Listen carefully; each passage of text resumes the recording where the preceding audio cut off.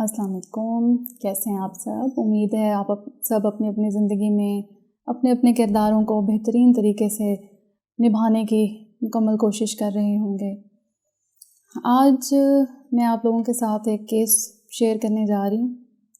ये एक simple case नहीं है, ये एक स्टोरी है, एक रियल लाइफ स्टोरी। इसको डिस्कस करने के काफ़ी सारे मकासद हैं। सिंपल आप लोगों तक एक केस पहुंचाना या एक साइकाइट्रिक इलनेस का नॉलेज देना नहीं है, उसके साथ साथ इसके कुछ और मकसद हैं, मैं आपको साथ साथ बताती रहूँगी। केस शुरू करते हैं। केस है एक 22 साल की लड़की का। लड़की यंगर हमारे पास आई। क्या क्या उनमें अलामात थे, क्या क्या मसाइल थे, पहले मैं वो बता देती हूँ। गुस्से का मसला था सबसे ज़्यादा, एग्रेशन थी, उसमें मारपीट भी कर रही थी, उसमें गालियाँ भी दे रही थी और ज़्यादातर जो एग्रेशन है वो अपनी फैमिली के अगेंस्ट थी। बाकी लोगों की तरफ भी थी जो आम लोग हैं, लेकिन ज़्यादा टारगेट जो थे वो उनके फैमिली मेम्बर्स थे। इसके अलावा इनको हेलुसिनेशंस होती थी। हेलुसिनेशंस क्या होती हैं मैंने ऑलरेडी आपको बता दिया हुआ है। इन कानों में आवाज़ों का सुनाई देना जिनका कोई सोर्स नहीं होता। दोबारा बता रही हूँ, हेलुसिनेशंस क्या होती हैं। और जिसकी वजह से ख़ुद से बातें करती थी। तो सामने वाले को देखने में यही लगता है कि ख़ुद से बातें कर रही हैं, हकीकतन वो उन आवाज़ों से बातें कर रहे होते हैं मरीज़। तो ये भी बातें करती थी, ख़ुद से हंसना, ख़ुद से रोना, बहुत गुस्सा करना। इसके अलावा साथ साथ शक करना अपने घर वालों पे भी और बाकी लोगों पे भी कि शायद वो को नुकसान पहुंचाना चाहते हैं। इनका जो ज़्यादा गुस्सा था वो उनकी मदर के लिए था। वो अपनी माँ को शैतान कहती थी और अपने वालिद को दजाल कहती थी।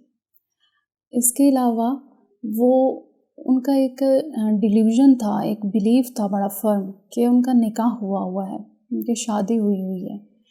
किससे हुई है? वो ख़ुद को समझती थी कि वो क्रिश्चियन है, हालांकि वो मुसलमान थी, और उनकी शादी जिससे हुई है वो मुसलमान है। ये उनका बड़ा स्ट्रॉन्ग बिलीफ था। इसको हम डिल्यूजन कहते हैं।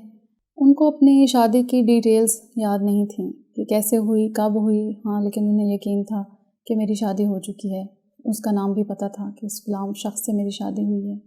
यस, उस इंसान के, इस नाम के एक इंसान की रियल एग्जिस्टेंस मौजूद थी, लेकिन वो बहुत दूर के थे, कभी उनके पास बहुत कम मिलना जुलना। वो कोई स्कॉलर थे और उनके हवाले से ये डिल्यूजन बन गया। फिर उन्होंने कोई 2 से 3 अटैम्प्ट्स ख़ुदकुशी की कर चुकी थी पिछले इस अरसे में। उनकी बीमारी को टोटल शुरू हुए तकरीबन 6 से 7 साल हो गए थे। उनके ख़ुदकुशी की 3 कोशिशें कर चुकी थी। जब हम उनसे डिटेल में बात करने की कोशिश करते थे कि ख़ुदकुशी की क्या वजह थी, क्यों की, क्या वो परेशान थी, तो उन्हें उसकी मेमोरी, किसी इवेंट की तो मेमोरी ही नहीं थी कि मैंने ऐसा किया था। और कुछ में वो ये कहते थे कि मुझे किसी ने कहा था, और ये होता है। कुछ हमारे पास जो साइकोटिक इलनेस के पेशेंट होते हैं, उनको जब जो हेलुसिनेशंस होती हैं, उसमें एक हेलुसिनेशन होती है कमांड हेलुसिनेशन, जो हुक्म देती हैं कि ये करें वो करें। तो हो सकता है उन्हें कोई ऐसी हेलुसिनेशन होती हो जो उन्हें कहती हो कि जाके खुद खिड़की से छलांग लगा दो, खिड़की से छलांग लगा दो, और वो मजबूर हो जाते हैं मरीज़ समटाइम, उन पे अमल भी कर लेते हैं। तो उनके ये 3 खुदकुशी कोशिश भी की भी थी। सीवियर केस था। उनका ये केस थोड़ा एटिपिकल था, इसको डिस्कस करना ज़रूरी था। तो काफ़ी सारे साइकाइट्रिस्ट की एक टीम बैठी, उन्होंने इनका केस डिस्कस किया। कुछ लोगों ने ये ओपिनियन कायम किया कि ये एग्रेशन है जो कि अनरिजॉल्व्ड है, एंगर है। कुछ ने कहा कि पर्सनैलिटी डिसऑर्डर है। आई letter talk about personality disorders as well. बहरहाल होते होते अब यहाँ तक मैं इस केस को या इसकी प्रेजेंटेशन को रोक रही हूँ। यहाँ चलते हैं हम पीछे कहानी की तरफ। ये शुरू कहाँ से हुई, वो कैसे उनकी ये बीमारी जो है हम उसे कहाँ लिंक कर सकते हैं। तो शुरुआत यहाँ से होती है कि ये बच्ची जो हैं, पेशेंट जो हैं, ये एक ब्रोकन फैमिली से बिलोंग करती थी। ان کی والدہ کی شادی ہوئی ایک ان کے والد سے، دونوں شروع میں تھوڑا عرصہ ساتھ رہے، پھر ان کے والد باہر کے ملک چلے گئے اور پیچھے یہ پیدا ہوئیں۔ تقریباً 3 سال کی تھیں جب ان کے والد واپس آئے، کچھ عرصہ رہے اور پھر چلے گئے باہر۔ پھر یہ اس دوران میں ان کے ایک اور بھائی بھی پیدا ہوئے اور یہ تقریباً 8 سال کی تھیں جب ان کے والد دوبارہ واپس آئے، پھر وہ دوبارہ نہیں گئے کہیں باہر اور یہ اکٹھے رہے۔ لیکن جس دوران یہ اکٹھے رہ رہے تھے، کچھ فائنینشیل مسائل تھے، جاب لیس ہو گئے تھے، ایک اور بھائی بھی اس دوران پیدا ہوئے، کرائسس تھا بہت بڑا، اور ان کی جو مدر تھیں وہ کچھ زیادہ ڈیمانڈنگ تھیں، ان کو حالات خراب نہیں چاہیے تھے، وہ ان کے فادر کو ہر وقت یعنی کہ ان سے کہتی تھیں کہ آپ کچھ کریں اور کچھ کمائیں اور مشکلات ہیں۔ ان سارے مسائل کو لے کر آپس میں بہت زیادہ فائٹس رہتی تھیں گھر میں، گھر کا ماحول خراب تھا، ہر وقت لڑائی جھگڑا، مار پیٹ، ایون بچوں پر بھی، اسپاؤس پر بھی، یہ سارا مسئلے ہوتے رہتے تھے۔ ایٹ دا اینڈ کیا ہوا کہ جب یہ تقریباً 8th کلاس میں تھیں تو ان کے والدہ جو ہیں وہ گھر چھوڑ کے چلی گئیں اپنے ننھیال، ان کے ننھیال اپنے میکے۔ 1 سال تک بچے اپنے والد کے پاس رہے اور اس 1 سال میں اب مدر کا کہنا یہ تھا کہ ان کے والد ان کو مارتے تھے، ان کو کھانے پینے کو نہیں دیتے تھے، ان کے پاس نہیں ہوتا تھا اور شاید انہوں نے کوئی نشہ وغیرہ بھی شروع کر لیا تھا، تو یہ مسائل تھے۔ 1 سال کے بعد وہ بچوں کو چھوڑ گئے اپنی مدر کے پاس۔ اس کے بعد انہوں نے اپنی مدر کے پاس رہنا شروع کیا اپنے ننھیال میں، اور وہاں پہ ظاہر ہے اب ایک ماں جو ہے وہ رہ رہی ہے اپنے میکے میں، تو اس کو کیا، اب ہمارے معاشرے میں آپ دیکھیں کہ اسے کیا کیا برداشت کرنا پڑتا ہوگا۔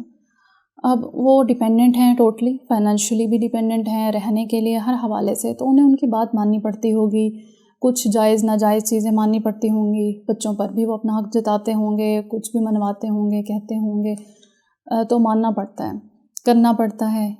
کیونکہ وہ مجبور ہیں اور ڈیپینڈنٹ ہیں۔ یہ ایک بہت ایسا لائف سٹائل ہے جو شاید کوئی نہیں چاہتا، کوئی بھی کسی پر ڈیپینڈنٹ ہو کر رہنا نہیں چاہتا۔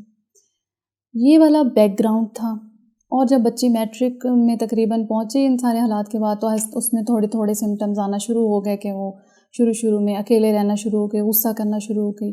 اس کا غصہ اپنے ننھیال والوں پہ تھا، ماموں پہ تھا، اپنی مدر پہ تھا، اور وہ انہیں الزام دینا شروع ہو گئے کہ انہی کی وجہ سے یہ سب ہوا ہے، اور آہستہ آہستہ کرتے کرتے وہ اب تو یہ حالات تھے کہ نہ وہ اپنا خیال کر پا رہی تھیں، نہ ہی وہ کسی قسم کی ان کی فنکشنلٹی تھی، پڑھائی وغیرہ بھی سب چھوٹ گئی، سب کچھ ان کی سارا جو کیئر ٹیکنگ تھی وہ مدر پر تھی۔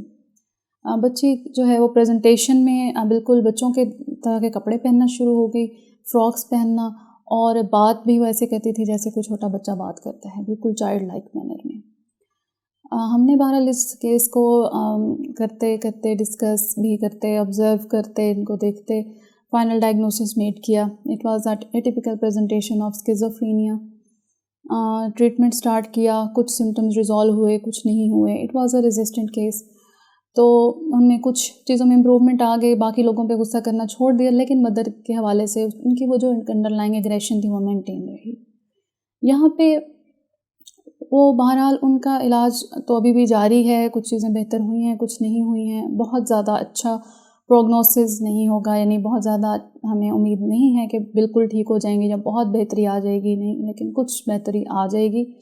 اس کی وجہ یہ ہے کہ دوبارہ وہ اسی ماحول میں رہیں گی، اور یہ کہ وہ کافی عرصہ انٹریٹڈ اور انڈائگنوزڈ کیس رہا تھا، تو کافی چیزیں برین میں پرماننٹ ہو جاتی ہیں، اس وجہ سے ان کا کیس تھوڑا ریزسٹنٹ ہے۔ لیکن یہاں میں آپ سب سے ایک بات کرنا چاہتی ہوں کہ کیا سیکھا اس سے؟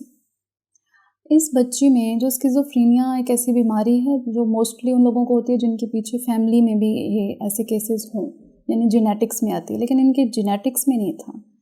ان کی وجہ کیا بنی؟ Childhood adverse experiences. چائلڈہڈ میں جو بچے ٹراما سے گزرتے ہیں ان کے اندر چانسز بڑھ جاتے ہیں اسکیزوفرینیا کے بھی اور باقی مینٹل النیسز کے بھی۔ تو زور اس بات پر ہے کہ بچوں کے بچپن کے دور کو لائٹ نہ لیں، اپنے غلط فیصلوں سے، غلط اپنے لڑائیوں میں، جھگڑوں میں بچوں کے مستقبل کو نظر انداز نہیں کریں۔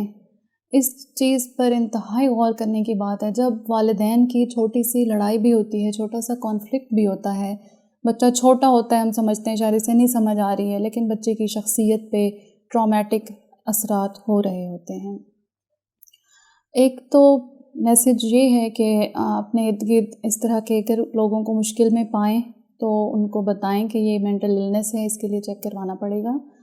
اور دوسری بات کہ اپنے بچوں کو بچائیں اس نہج پر آنے سے، اس طرح کی بیماریاں بھگتنے سے۔ اور پھر جب ایسی بیماریاں ہوتی ہیں، اگر آپ اس کی مدر کو دیکھتے جو دن رات ہاسپٹل میں اسٹے کر رہی تھیں، ان کی پریشانی، بعد میں ایسے مریضوں کو سنبھالنا، ان کا خیال کرنا بھی ایک مسئلہ ہو جاتا ہے، اور ان کا وہ گلٹ، ان کا وہ پچھتاوا کہ کاش ایسا نہ ہوا ہوتا، کاش ان کے بچپن میں یہ سب حالات نہ ہوئے ہوتے، ہم لوگ کمپرومائز کرتے یا ہم غلط فیصلے نہ کرتے۔ ہم لوگوں کو شادی سے پہلے بھی سوچ لینا چاہیے کہ کیا وہ انتخاب جو ہے بہترین کر رہے ہیں یا نہیں کر رہے ہیں، اور اپنے بچوں کی آنے والی بننے والی شخصیت کو بالکل چھوٹی عمر سے دیکھنا شروع کر دیں۔ جو آپ آج انہیں دیں گے، کل وہ آپ کو ریوارڈ میں ملے گا۔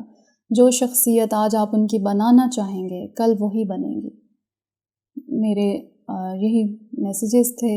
امید ہے کہ آپ سب کو اس چیز پر آپ لوگ ایک فکر کریں گے، غور کریں گے، اور اپنے بچوں کی بہترین شخصیات بنانے پر پوری توجہ دیں گے، کوشش کریں گے۔ تھینک یو سو مچ۔ اللہ تعالیٰ ہم سب کی اور آپ سب کی زندگی میں آسانیاں پیدا فرمائیں۔ اللہ حافظ۔